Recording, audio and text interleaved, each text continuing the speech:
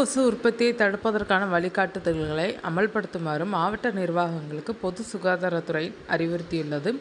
இது தொடர்பாக அனைத்து மாவட்ட சுகாதார அதிகாரிகளுக்கு பொது சுகாதாரத்துறை இயக்குனர் டாக்டர் சோமசுந்தரம் அனுப்பியுள்ள சுற்றறிக்கை, அதீத வெப்பநிலை, சீரற்ற மழைப்பொழிவு, வானிலையில் ஏற்படும் அசாதாரண மாற்றங்கள், வைரஸ் கிருமிகள் பரவல் ஆகியவை டெங்கு காய்ச்சலை பரப்பும் ஏடிஎஸ் வகை கொசுக்கள் உற்பத்திக்கு வழிவகுக்கின்றன.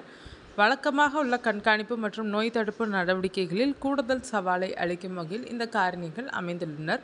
கடந்த சில ஆண்டுகளுக்கு முன்பு டெங்கு காய்ச்சல் பாதிப்பு தமிழகத்தில் தீவிரமாக இருந்தது. உள்ளாட்சி அமைப்புகள், சுகாதாரத்துறையின் ஒருங்கிணைந்த செயல்பாடுகளின் காரணமாக கடந்த ஆண்டு பாதிப்பு விகிதமும் இறப்பு எண்ணிக்கையும் வெகுவாக குறைந்தது. நிகழாண்டில் அதை மேலும் குறைப்பதற்கு சில நடவடிக்கைகளை முன்னெடுக்க வேண்டியது அவசியம்.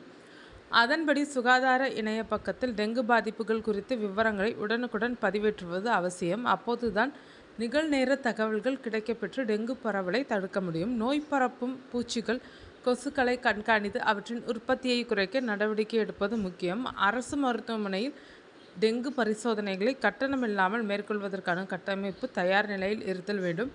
குறிப்பாக பரிசோதனை உபகரணங்கள் போதிய எண்ணிக்கையில் இருப்பு வைத்திருக்க வேண்டும். கொசு உற்பத்திக்கு இடமளிக்காத வகையில் வீடுகள், தொழில் நிறுவன வளாகங்களை பராமரிப்பது முக்கியம். நோய் சார்ந்த சூழல்கள் குறித்து விழிப்புணர்வு ஏற்படுத்த வேண்டும் என்று அந்த சுற்றறிக்கையில் தெரிவிக்கப்பட்டுள்ளது.